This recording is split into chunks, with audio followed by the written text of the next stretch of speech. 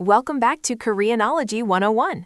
Today we're diving into a term that has defined an entire generation, the 88,001 generation. That term comes from the influential 2007 book written by economists Woo Suk-hoon and Park Kwon-el.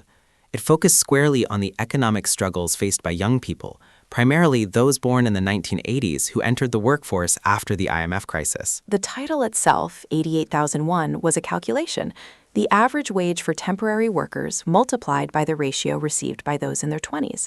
It perfectly symbolized the reality of low wages and precarious employment, even if the actual minimum wage was sometimes lower. The book argued that this generation was trapped in a fierce winner-take-all competition, forcing them to relentlessly build up qualifications or specs, while simultaneously being influenced by pervasive consumerism. And this is where the controversy sharpens.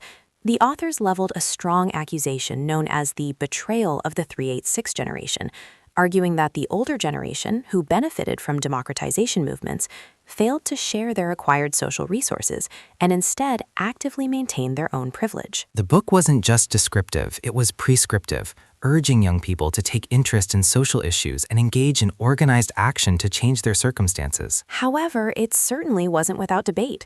Critics questioned the statistical accuracy of the term, argued that the focus on generational conflict was biased, and felt the authors didn't offer strong enough alternatives for change. Despite the critiques, the book fundamentally shaped the national conversation about inequality and youth challenges in Korea.